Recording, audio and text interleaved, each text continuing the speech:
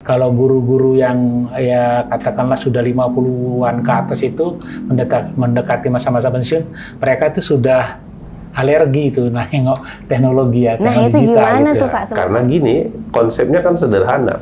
Kita itu bukan malaikat dan jangan pula jadi setan. Benar. Karena kita punya dua, nafsu dan akal.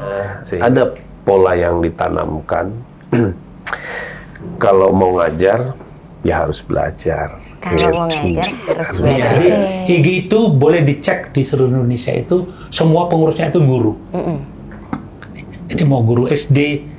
Uniknya kalau di IG itu, yang penting status dia guru. Mau guru ngaji pun bisa jadi anggota IG. Saat dia cerdas, dia punya kompetensi yang mumpuni, dia tidak perlu melamar, tapi dilamar. Udah beda itu harganya, dicari. Jadi IG lah yang menciptakan itu. Bahas ringan, profil tokoh inspiratif, ngerepotin. Assalamualaikum. Selamat sore warga kerepotan. Ketemu lagi di Ngerepotin, podcast inspiratif anak Medan. Hari ini seperti biasa ya, di studio Ngerepotin kita selalu mengundang orang-orang yang inspiratif. Kali ini kita mau ngebahas tentang sebuah organisasi profesi guru, yaitu IG. Kalian pasti penasaran kan, IG itu apa? Apa sih kerjaannya gitu, dan apa sih impact-nya untuk dunia pendidikan di Kota Medan dan Indonesia?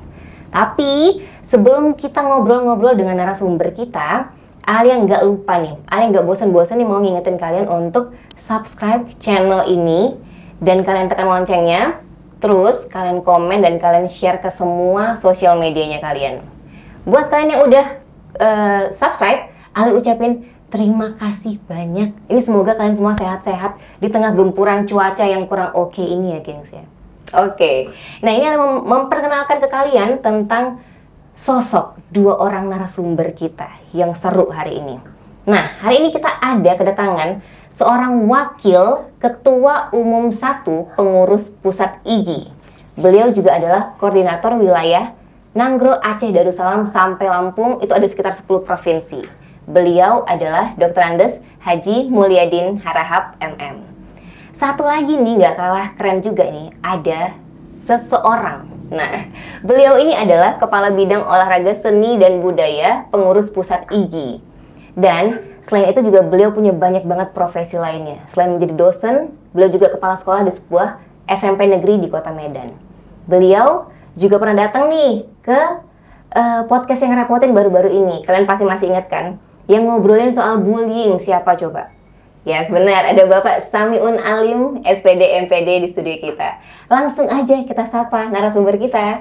Halo Bapak-bapak. Halo. Selamat sore. Solis. Halo warga Ngerepotin. Halo warga Ngerepotin. Bapak apa kabarnya? Alhamdulillah sehat. Alhamdulillah sehat-sehat hari ini ya Pak ya. Alhamdulillah. Alhamdulillah.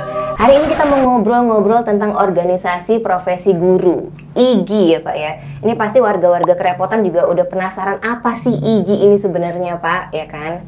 Tapi Bapak, Pak Alim, izinkan Alia bertanya ke Pak Mul dulu ya Pak. Silakan. Bapak boleh santai-santai dulu, minum-minum dulu ya Pak ya. Pak Mul. Iya. Halo Pak Mul. Halo. Ini selamat datang loh di Ngerepotin ya Pak, di studio Ngerepotin. Ini Terima Bapak kasih. baru pertama kali ya? Iya, benar. Yes. Pak Mul, Bapak Mul sebagai Wakil Ketua Umum 1 Pengurus Pusat IG. Itu kira-kira honornya berapa ya Pak? Kita nggak pakai honornya. Nggak pakai honor banyak gitu. Ternyata ya Pak ya.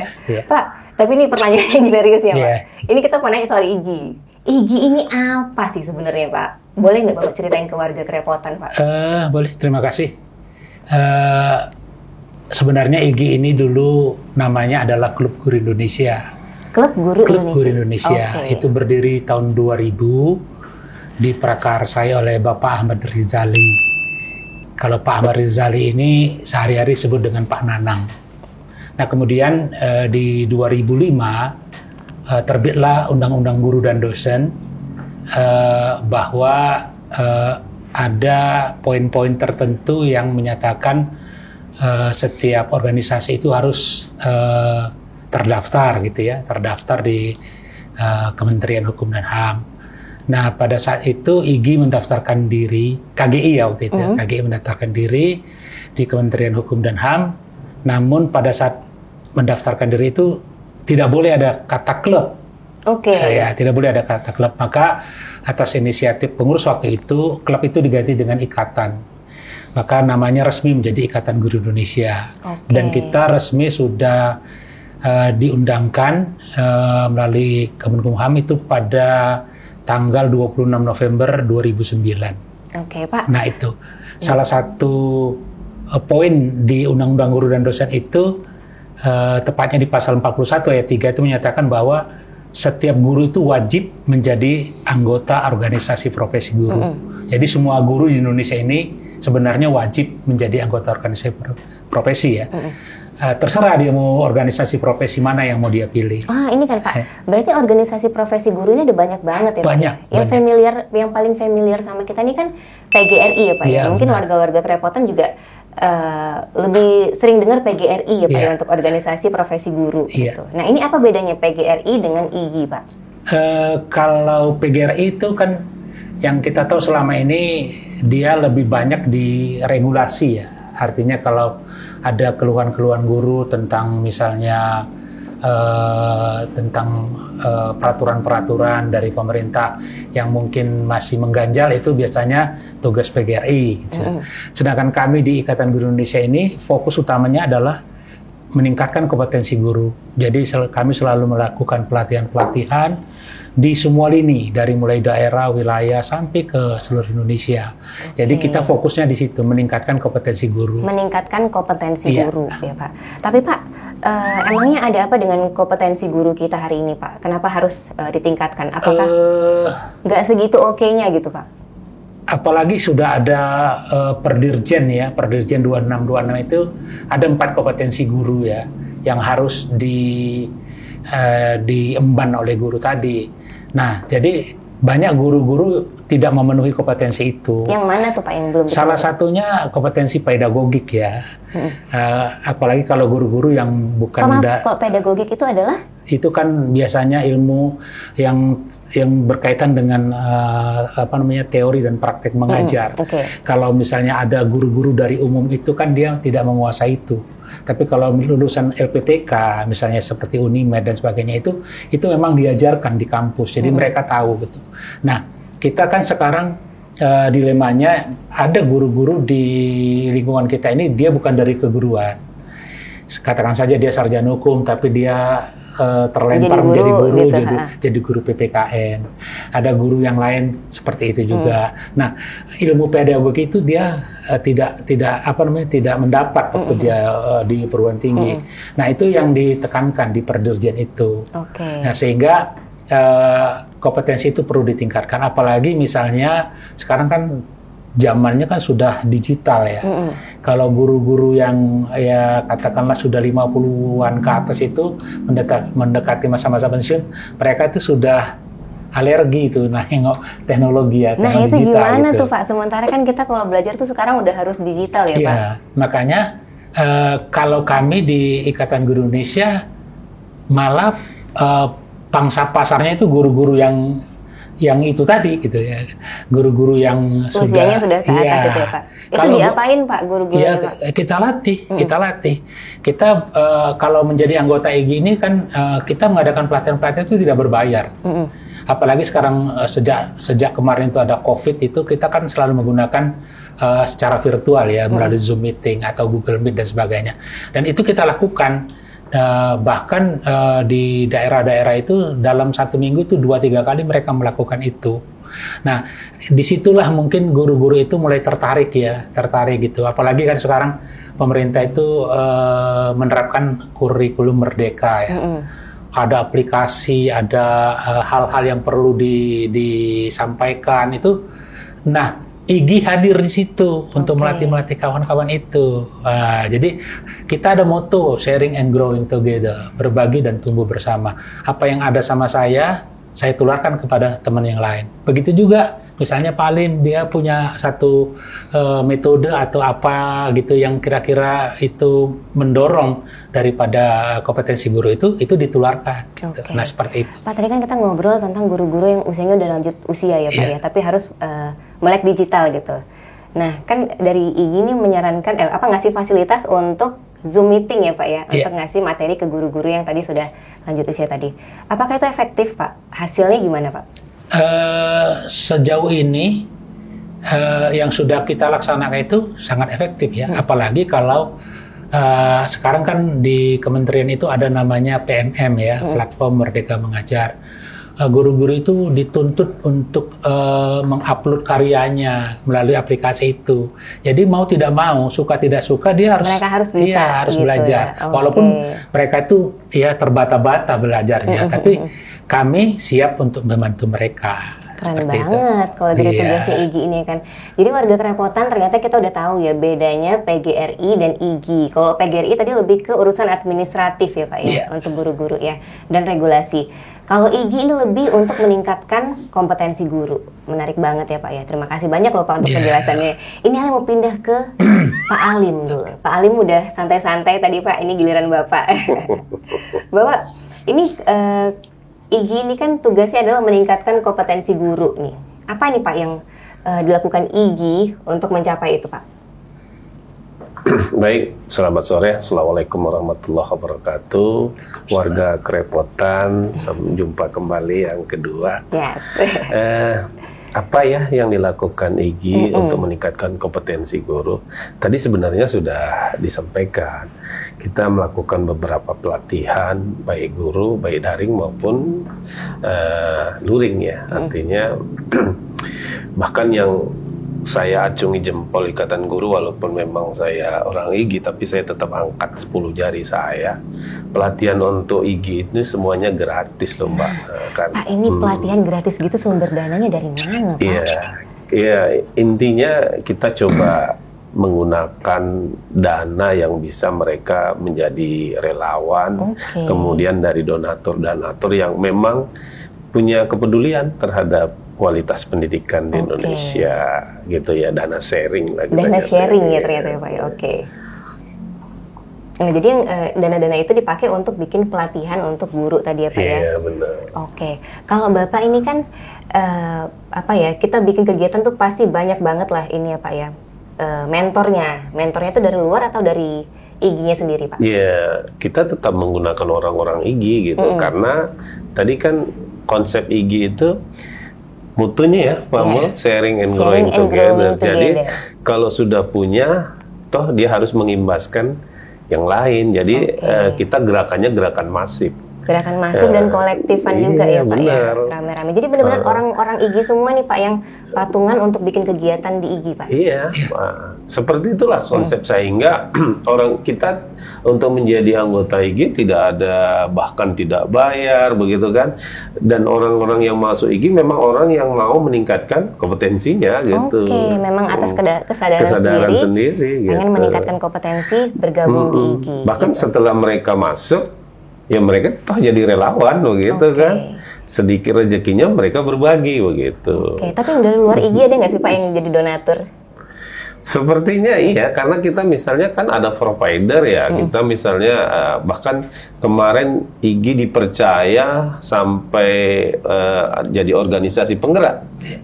Karena memang tokohnya ada di sebelah saya, tentang organisasi penggerak yang dapat subsidi dari pemerintah sampai Eman. Ya kan?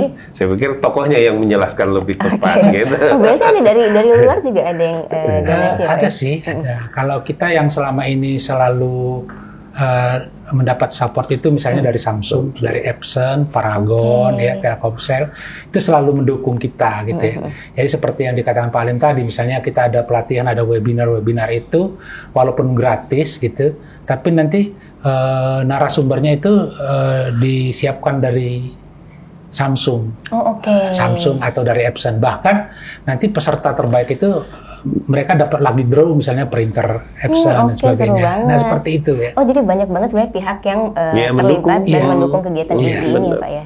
Karena memang dampaknya kan terasa ya gitu, artinya positif. Bahkan boleh dicek gitu sekarang kan musimnya guru penggerak, ya, sekolah penggerak, kemudian ada pengajar praktik dan sebagainya. Itu rata-rata boleh dibilang itu di atas 70% itu adalah anggota IGI di seluruh Indonesia. Oke, berarti IGI ini banyak mencetak guru-guru penggerak. Karena kita di 2021, 2022 dan 2003 itu dipercayakan oleh kementerian sebagai organisasi penggerak. Jadi kita itu melatih guru di 15 provinsi. Waktu itu di Sumatera ini hanya dapat Aceh, Sumatera Barat, Riau dan Jambi. Kemudian di provinsi lain ada. Dan insya Allah di tahun ini kita juga akan digandeng kementerian untuk melatih guru-guru. Mungkin dalam waktu dekat di Sumatera Utara. Semoga lancar ya Pak ya. Masih ke Pak Samiun Alim ini Pak. Siap. Bapak ini adalah Kepala Bidang Olahraga Seni dan Budaya. Benar. Pengurus Pusat Ikatan Guru Indonesia. Iya. Oke, berarti Bapak membawahi guru-guru guru-guru olahraga, guru-guru kesenian dan guru-guru seni dan budaya ya Pak ya. Benar. Nah, kalau yang Bapak lakukan apa nih Pak untuk supaya guru-guru yang Bapak naungin di bawah Bapak ini punya kompetensi yang lebih oke Pak? Iya, pertama kita melihat kebijakan dulu ya. Kebijakan pemerintah itu melalui platform mengajar ada tugas kita, yaitu membentuk komunitas belajar. Jadi hampir setiap mata pelajaran ada komunitas belajar. Jadi kita di Ikatan Guru Indonesia menjawab persoalan itu. Kebetulan saya dipercaya untuk menanganin olahraga dan seni dan budaya. Kenapa? Karena itu orang lapangan begitu kan, yang pada tanda tanya, kenapa selama ini gimana rupanya olahraga itu gitu. Jadi kita juga harus bisa mengakomodir kebutuhan dan pola pembelajaran olahraga dan seni dan budaya itu gimana sih menyongsong abad 21 dan menyiapkan generasi-generasi emas kita di bidang olahraga. Artinya, kalau di olahraga, bagaimana kita bisa menjawab bahwasanya sekolah itu menjadi ladang atlet. Gimana dicetak oleh guru-guru yang memang punya kompetensi gitu. Igilah yang akan meramu itunya. Kemudian sekarang di seni dan budaya yang mau ditekankan juga bagaimana orang Indonesia tidak hanya cenderung kepada budaya K-pop Korea gitu. Kenapa budaya kita yang luar biasa ini tidak bisa kita wariskan kepada generasi? Jadi gambaran-gambaran seperti itu kitalah ngumpul membentuk wadah untuk dijadikan kebijakan. Yuk kita buat bagaimana olahraga ini menjadi ladang atlet di sekolah. Kemudian bagaimana budaya seni dan budaya itu menjadi pewaris sehingga para peserta didik itu memang cinta dengan budaya kita. Itu pengembangannya. Apa nih contoh aksi nyatanya Pak yang udah dibikin sama guru-guru? Iya, setiap kita buat event biasanya setiap ada ulang tahun Ikatan Guru Indonesia, baik itu dari Rakernas, Rakerwil dan Rakerda, biasanya kita himpun dulu guru olahraga dan seni budaya, kemudian di situ kita coba tampilkan masing-masing apa yang bisa. Kayak kemarin di Bandung ya, itu Rakernas. Jadi di situ seni dan budaya semua gunakan pakaian adat, nyanyi yang kita himpun kemarin karena ada Mars kita, besarkan IG-nya, lomba tentang Mars IG. Jadi kapasitas kita mengenal budaya itu dari mulai pakaiannya, adat istiadat yang dimunculkan di situ. Jadi gambarannya seperti itulah. Jadi event itulah untuk menemukan hasil-hasil terbaik dari seluruh Indonesia nanti. Kita ambil yang terbaik, itulah yang akan kita kasih reward. Seperti itu gambarannya. Tapi kalau untuk guru-gurunya, ada nggak sih Pak pelatihan-pelatihan yang sifatnya reguler gitu? Iya, kita tetap pasti itu. Kenapa? Karena untuk meningkatkan kompetensi itu kan mesti harus belajar ya. Kan tidak ada kata berhenti untuk tidak belajar.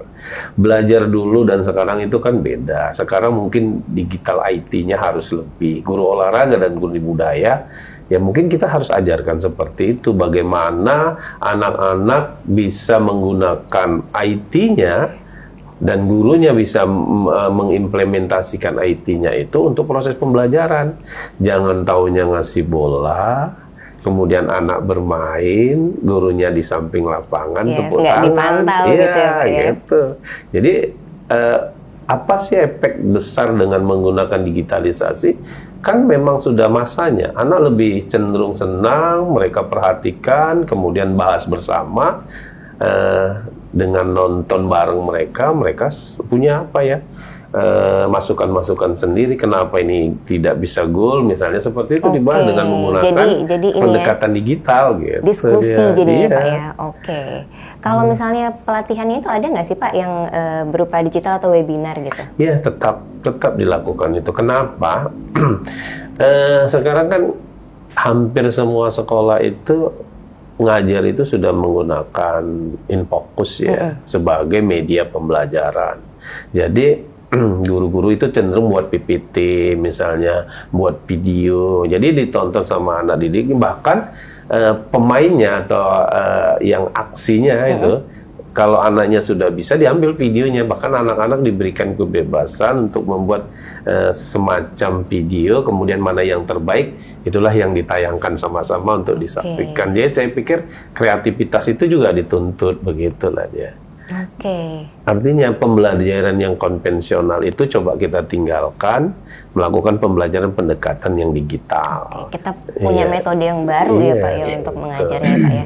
Pak, ini ngobrol-ngobrol soal metode mengajar ya Pak ya. Sekarang ini kan banyak banget kita lihat kasus-kasus guru ya Pak. Ini kan kalau metode ngajar kita nih salah dikit nih, mungkin kayak kita mau mendisiplinkan anak-anak tuh kepleset dikit nih Pak. Apa-apa kan gampang banget viral nih gitu. Belum lagi nanti misalnya orang tuanya nggak suka nih anaknya diajarkan dengan cara yang begini gitu. Terus gurunya dibawalah ke ranah hukum gitu misalnya. Nah ini Ale pengen tanya nih Pak, ini mungkin warga-warga kerepotan juga pasti penasaran gitu kan. Ini gimana peran IGI Pak untuk mendampingi guru-guru yang terkena kasus ketika mereka lagi ngasih materi pembelajaran Pak? Sebetulnya kita coba meminimalisir dulu persoalan.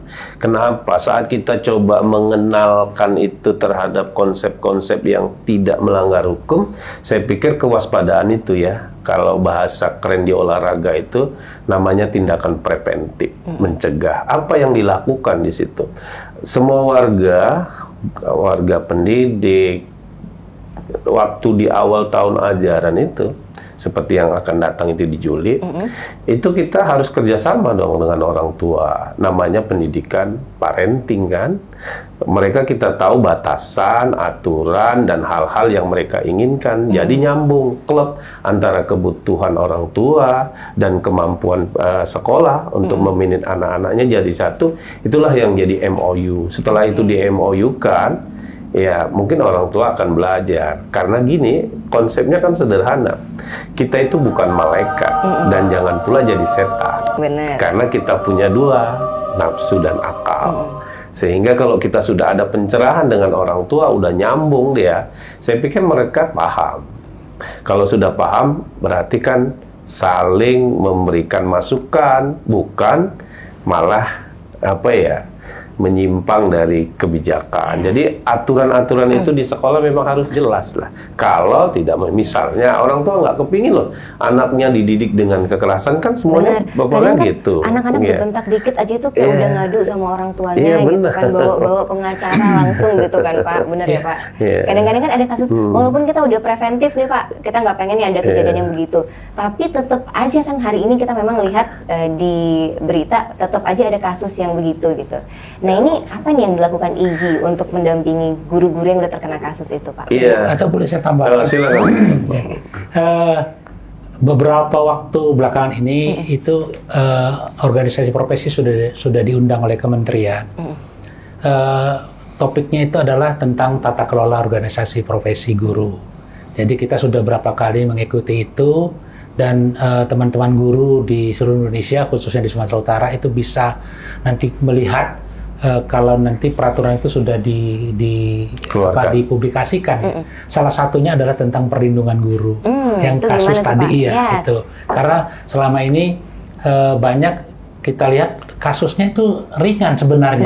Benar. Tapi karena si anak mungkin mengadunya ceritanya macam-macam sama orang tuanya langsung membawanya ke ranah hukum. Padahal itu masih bisa diselesaikan.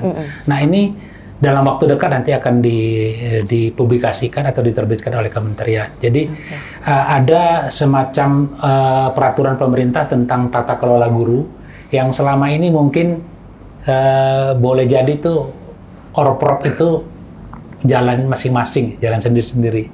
Jadi dengan adanya tata kelola itu nanti ini bisa dirangkum sehingga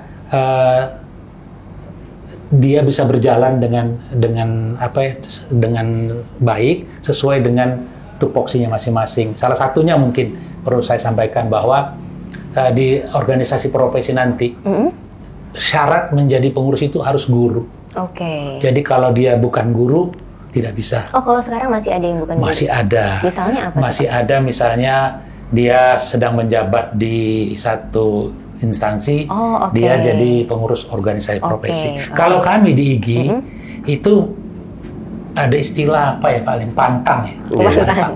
Ya kenapa? Kami di pengurus pusat 2 tahun yang lalu itu ada pengurus pusat yang dia beralih tugas dari fungsional. Kalau guru kan fungsional kan, dia pindah ke struktural, jadi kepala seksi di dinas. Itu harus keluar dari IGI. Anggotanya tetap, tapi pengurus tidak boleh. Oke. Ya kenapa? Nah, nanti dia bisa terkontaminasi dengan peraturan-peraturan itu. Jadi IGI itu boleh dicek di seluruh Indonesia itu semua pengurusnya itu guru. Jadi mau guru SD. Uniknya kalau di IGI itu yang penting status dia guru. Mau guru ngaji pun bisa jadi anggota IGI. Oke, yang penting guru ya, Pak. Yang penting guru statusnya gitu. Nah, sementara kalau di organisasi lain kan khusus boleh campur-campur tuh profesinya, kita tidak. Pak ya. Memang kita pure guru semua ya, Pak ya.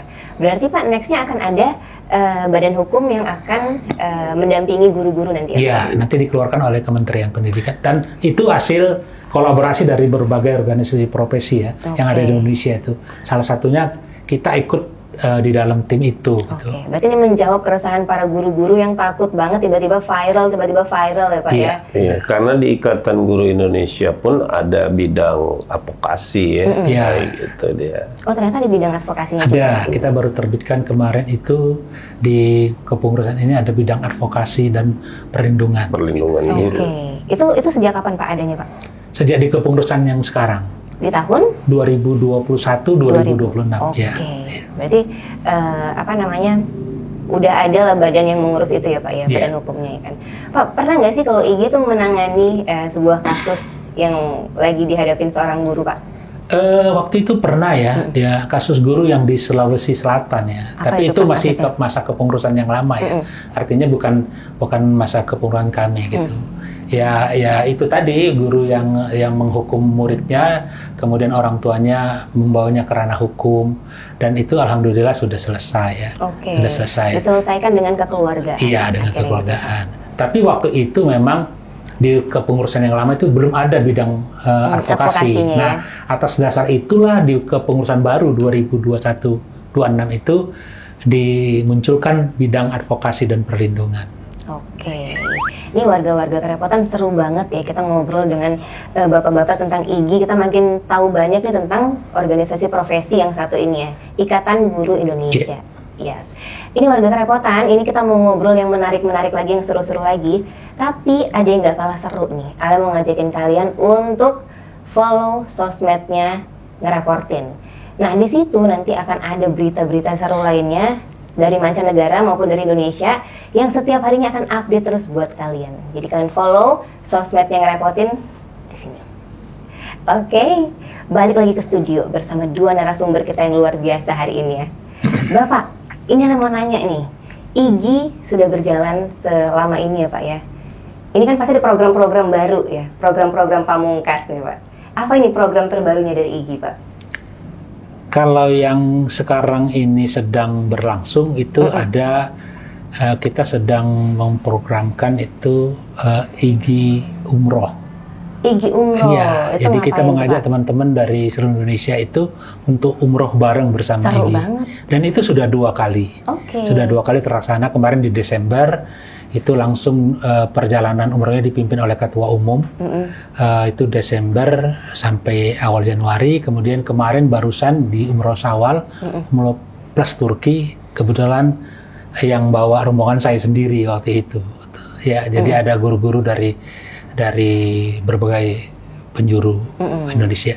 Dan insya Allah di bulan Oktober kita akan adakan Umroh Akbar. Umroh Akbar. Iya. IGI seluruh Indonesia. Iya, dan di umroh itu insya Allah Bu Dirjen kita dari Kementerian Pendidikan sudah menyatakan siap untuk membersamai Umroh IGIRS, Umroh Akbar namanya istilahnya. Umroh IGIRS. Iya, Umroh IGIRS. Ya. IGIRS. Ya. Oke, IGIRS itu apa, Pak? Ya, IGIRS itu ya berarti member-membernya member IGI. Oke, IGIRS. Oke, baik. Ngereporter gitu Iya, ya. itu kalau dari sisi ibadah ya. Oke. Kalau dari sisi yang lain kita sedang sekarang ini ada program IGIpreneur ya. Apa itu, Pak? IGIpreneur. Jadi IGIpreneur? karena kita bekerja sama dengan Samsung, Samsung itu ada mengeluarkan satu tablet ya. Nama tabletnya bukan promosi nih ya. Tablet A9 edisi Education. Oke, Ya. itu Dan isinya adalah? itu tentang pelajaran. Jadi seluruh materi-materi dari kementerian itu sudah ada dalam tablet. Bahkan begitu kita startup tabletnya itu tulisannya nggak Samsung lagi sekarang, Ikatan Guru Indonesia. Keren banget. Iya. Ya, Dan itu sudah berjalan. Ini di bulan Mei kemarin 100 tablet itu sudah habis. Itu didistribusikan ke sekolah-sekolah. Sekolah-sekolah Ya, yang beruntung. Yang beruntung. Tujuan akhirnya nanti kami memprogramkan 1 siswa 1 tablet. Oke. Itu yang kita sedang galang kerjasama dengan Samsung. Jadi kenapa dikatakan IGIpreneur? Karena teman-teman IGI dari seluruh Indonesia itu yang bisa memasarkan itu disilakan gitu. Oke. Jadi bukan hanya dari pengurus pusat, jadi misalnya dari pengurus daerah yang bisa dia punya kemampuan sebagai entrepreneur, dia bisa memasarkan itu. Oke. Artinya bisa menambah income mereka karena dari Samsung akan memberikan fee kepada mereka. Nah, seperti itu. Ini yang lagi berjalan kolaborasi. Ini sedang berjalan dan ini di bulan Juni ini sedang pihak Samsungnya sedang berjalan di Jakarta. Insya Allah di bulan Juli masuk ke Medan. Oke. Masuk, Ini ya. kira-kira berapa, Pak, harga tabletnya, Pak? Siapa tahu nanti warga-warga kerepotan udah mulai cari-cari info nih ya, Pak ya. Kayak 3 Tabletnya juta. itu kalau kemarin kebetulan ini konsumen pertama dari Sumatera Utara. Ini gimana pengalaman Bapak pakai itu, Pak? Iya, saya pikir karena pertama harga terjangkau ya, kemudian dan itu kebutuhan. Jadi karena seperti itu, sayalah pelopor ya namanya, bagaimana saya bisa mengkonsumsi. Kalau saya tidak mengkonsumsi awal, bagaimana saya promosi kan. Benar. Gitu. Artinya apa yang dibutuhkan guru, ternyata Samsung sudah memberikan lewat tablet itu gitu. Semuanya Karena konten-konten yang dibutuhkan guru itu ya sudah ada di Samsung yang itu gitu. Oke. Artinya ya kita tinggal menggunakan gitu. Perangkat mengajar sudah ada di situ. Sudah, iya. Perangkat mengajar guru sudah ada di situ di dalam gitu. Oke, boleh di-spill dong, Pak, harganya, Pak? Harganya 2999. Iya. Sebenarnya warga kerepotan buat Samsung, ya siapa tahu mau ikutan endorse ke sini juga bisa ya Samsung, kita calling ya nanti ya. Di 299 bisa dibeli di Pak Samiun Alim. Iya, Pak, berarti udah kompleks ya ini untuk kolaborasi ini udah oke banget ya dengan berbagai macam pihak sebenarnya. Yeah. Jadi udah whole package lah nanti ini ya tabletnya ya, Pak ya. Iya. Oke, Pak, ini kan program-program IGI ini pasti ceritanya untuk meningkatkan mutu guru. Apalagi nih, Pak, program ke depan yang mau dikerjain, Pak? Yang kira-kira ini masih rencananya gitu. Apa nih, Pak? Yang jelas, karena memang target utama kita adalah meningkatkan kompetensi guru, ya kita cari formula yang terbaik. Artinya kita kan merangkul semua elemen ya, guru yang cerdas, guru yang biasa, dan guru yang luar biasa. Ini kan tetap namanya juga guru. Jadi formula-formula itu yang kita butuhkan. Bagaimana ada pola yang ditanamkan. Kalau mau ngajar, ya harus belajar. Kalau mau ngajar harus belajar. Iya. Itu ingat lagi deh. Kayaknya kita kemarin Di dengar ya. Marsigi itu ada satu kalimat, pantang mengajar kalau tidak belajar. Itu guru. Pantang mengajar mengajar kalau tidak Ya, artinya dia harus belajar dulu baru mengajar. Benar. Bukan berarti dia setelah jadi guru tidak perlu belajar. Jadi dia harus belajar. Kenapa? Karena ada perkembangan teknologi ya, ilmu dan sebagainya. Malahan jadi guru sekarang ini kan Pak, kayaknya tantangannya luar biasa kompleks banget ya Pak. Iya. Ini kita guru-guru udah disuruh, pertama kita disuruh bikin metode belajar yang atraktif nih, supaya anak-anak generasi sekarang tuh mau nih nerima metode pelajarannya. Itu kan kayaknya harus muter otak banget ya Pak. Harus ngerjain modul, ya kan Pak. Harus bikin apa lagi Pak? Bikin Sekarang begini. Slide-slide gitu ya Pak ya? Iya benar. Kalau saya melihat begini. Murid sekarang kan nggak bisa sama dengan murid dulu. Kalau murid dulu kita jelasin tanpa pembanding, mereka nggak mau terima. Jadi sekarang kita semuanya harus kreatif guru. Contoh sini, ini wadah untuk minum ya. Kita lihat sekarang supaya mereka diajak untuk berpikir. Saat ini isinya adalah air putih, maka harganya mungkin 5.000. Tapi begitu isinya kita ganti dengan susu, mungkin harganya lebih dari itu. Terus kalau kita ganti lagi isinya dengan madu, pasti harganya lebih tinggi. Anak itulah yang diajak untuk berpikir. Tapi kalau kita jelaskan air putih ini begini-begini, mereka tidak tertarik. Maka mereka harus ada pembandingnya, supaya mereka berpikir kritis dan cerdas. Salah satu tujuan kurikulum Merdeka adalah anak harus bisa berpikiran kritis. Nah itu tadi kan Pak, dengan guru-guru yang berkualitas dan kompetensinya udah lebih oke gitu kan, dari IGI ini itu bisa kita menyajikan metode pendidikan yang lebih oke lagi ya Pak ya. Benar. Tapi saya mau nanya balik lagi soal guru ya Pak ya. Soal guru ini kan kayak tadi Ale bilang udah kompleks banget, kegiatan guru sekarang tuh udah kompleks banget ya Pak ya. Harus bikin tadi metode belajar yang seru, nggak boleh yang ini lagi kayak Bapak bilang tadi kan. Bener. Harus ada pembandingnya gitu. Habis itu kita disuruh juga untuk ngerjain administrasi guru ya Pak ya.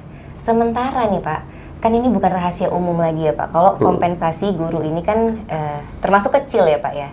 Nah ini Alia sama warga-warga kerepotan ini Pak, kita penasaran banget.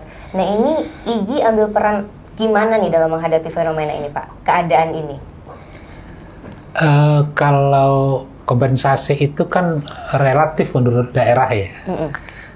Dan ini juga pernah kami sampaikan ke kementerian bahwasanya sebaiknya ada standarisasi. Seperti buruh itu kan ada UMK, ada UMR gitu ya.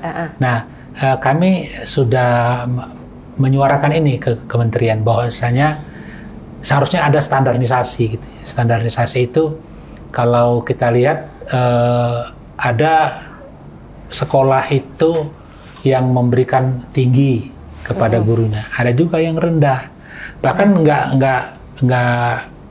nggak asing kita dengar, pernah kita dengar ada guru cuma dapat 200-300 ribu dalam sebulan.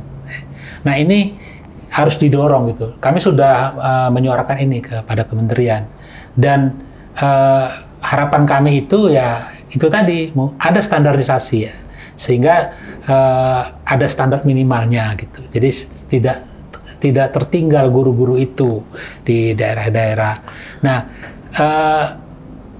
biasanya kan itu di sekolah-sekolah swasta, ya, yang kompensasinya itu. Kalau di sekolah negeri kan tidak ada. Artinya mereka kalau sekolah negeri kan rata-rata ASN. Kalaupun dia guru honor, itu sudah ada standar dari pemerintah kabupaten kotanya atau pemerintah provinsinya kan. Nah ini kalau untuk guru honor sebenarnya kompensasinya termasuk kecil atau udah cukup nih menurut Bapak? Kalau di Sumatera Utara saya kira seperti SMA itu sudah cukup ya, 90.000 nggak salah. Di SMA per jam. Per jam, oke. Ya, malah dulu waktu itu kita paling tinggi. Sumatera Utara itu dengan provinsi lain. Tapi untuk tingkat SMA ya, SLTA, SMA dan SMK. Kalau di SMP saya kurang begitu paham. Mungkin Pak Ali nanti bisa menjelaskan karena Bapak ini kan lebih banyak berkecimpung di SMP-nya gitu. Tapi itu tadi kita terpulang kepada yayasannya sebenarnya. Oke, tapi kalau misalnya di IGI ini kan tetap mewadahi guru negeri dan maupun swasta ya Pak ya? Semua guru ya. Oke, jadi kalau untuk cerita kompensasi itu tetap semuanya harus sama rata maupun guru negeri atau swasta Iya. gitu? Oke, Pak ini kan tadi kayak Ali cerita tadi. Kalau saya berpikir agak ekstrim ya Mbak. Apa itu ekstrim? Gitu. Ini serem banget deh Pak Alim tiba-tiba ekstrim deh. Gini loh, IGI itu kan sudah berbuat untuk meningkatkan kompetensi guru. Saya punya pikiran begini.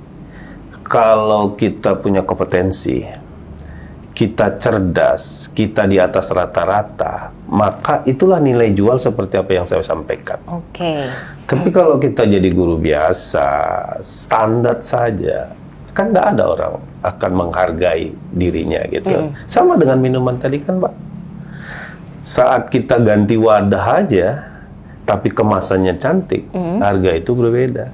Apalagi dijual di tempat yang lebih bagus. Sekarang gini, guru itu, saya sampaikan kalau dia punya kecerdasan, punya keilmuan, saya yakin rezekinya akan ikut, gitu. Jadi tergantung pribadinya, gitu. Artinya saat dia cerdas, dia punya kompetensi yang mumpuni, dia tidak perlu melamar, tapi dilamar. Udah beda itu harga dicari. Jadi IGI lah yang menciptakan itu. Jadi standarnya itu jelas. Kalau mau jadi guru, ya kembangkanlah potensinya. Untuk bisa menjadi kompetensi yang bagus, kan sudah ada wadah. Bergabunglah dengan IGI. Tapi kan Pak, memang kita nggak bisa pungkiri ya Pak ya, kompensasi yang nggak terlalu besar itu kan pasti mempengaruhi guru-guru untuk all out nih, untuk bekerja, untuk ngasih materi pendidikan yang bagus nih Pak. Ini kita ngomong-ngomong soal hambatannya guru nih Pak. Kalau boleh nih Ale nanya, apa sih hambatannya IGI dalam mengeksekusi semua program-program IGI Pak? Ya, yang pertama jelas kadang kan orang masuk melihat kita tampil, lihat kita kerja, mereka kepingin. Tapi begitu berada di dalam, biasalah. Oh ternyata gini ya, ternyata agak ngerepotin ya. Karena memang orang mau berubah itu pasti repot, pasti harus ada perjuangan gitu. Yang nggak siap itu ya, ini yang sebetulnya hambatan. Tapi kami tetap merangkul. Ya, karena berarti nggak siap bergabung tadi yang mungkin jadi hambatan ya Pak karena ya? hanya niat awalnya, kayaknya enak ya masuk IGI gitu. Padahal kerjaannya banyak di dalam. Karena orang mau berubah ya harus bekerja, harus kita mau maju. Kalau hanya stagnan, ya gitu-gitu aja, itu nyaman kan? Nah, kan hidup itu ada 3 perjalanan. Apa aja itu Pak? Menurun, mendatar, dan mendaki. Menurun itu kan kerjaan yang paling mudah. Mendatar nyantai, tapi yang mendaki kan suka. Paling capek ya Pak ya? Tapi setelah kita di puncak, apa yang kita nikmati? Sebuah keindahan. Itulah yang mau capai IGI. Orang-orang IGI harus menikmati pekerjaannya. Maka kerjanya harus menggunakan 3 hal di dalam dirinya. Yang pertama, orang itu kan punya naluri. Sama kan dengan hewan. Kemudian Tuhan kasih nalar, otak. Tapi yang terpenting adalah nurani. Kalau kerja dengan nurani, tidak ada pekerjaan yang melelahkan, tapi semuanya jadi nyaman. Itu tips saya. Seru banget gitu. Tips dari Pak Samiun Alim ya kan. Jadi buat para guru-guru ya, harus apa tadi Pak? Bekerja dengan nurani ya Pak ya. Naluri, nalar, dan nurani. Naluri, nalar, dan nurani, ya kan? 3N. Kalau mau nyaman dalam pekerjaan, minimal kenyataan. Gitu. Yes, baik kalau gitu. Pak, ini seru banget ya. Ngobrol-ngobrol dengan Bapak, kita jadi tahu banyak soal dunia guru jadinya ya Pak ya. Pak, saya mau nanya di pertanyaan terakhir Pak. Ada nggak sih tips-tips yang lain ya, selain tadi bekerja dengan nurani, nalar, dan satu lagi Pak, naluri. Itu ada nggak sih tips-tips yang bisa Bapak kasihin ke para guru-guru muda atau guru-guru di luar sana ya Pak ya, yang sedang menghadapi kegiatan belajar mengajar kita di hari ini Pak? Halo warga mengerepotin, saya Samiun Alim ingin berbagi tips. Guru adalah amanah. Maka amanah saat kita junjung dengan baik, kita akan diberikan namanya amal jariah. Kerja kita adalah bahwasanya sekolah itu adalah ladang ibadah. Niatkanlah untuk mencerdaskan anak bangsa, akan tidak hanya dapat imbalan dunia, pasti imbalan akhirat.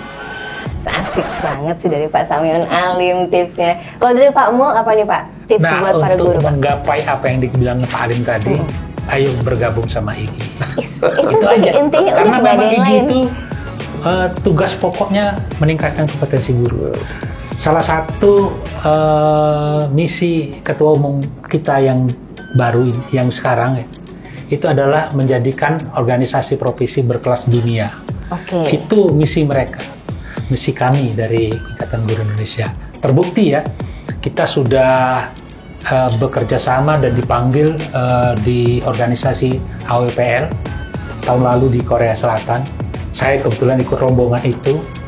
Nah, begitu kami diundang, kami juga mengambil kesempatan untuk kalau kita mengikuti ini, kita harus terobos yang lain. Nah, maka kami mencari channel-channel. Alhamdulillah kami bisa berkunjung di Atasi Pendidikan Korea Selatan, kemudian ke salah satu sekolah di Korea namanya Goyang Eugem Elementary School ya. Nah, kita melihat cara belajar dan mengajar guru di sana.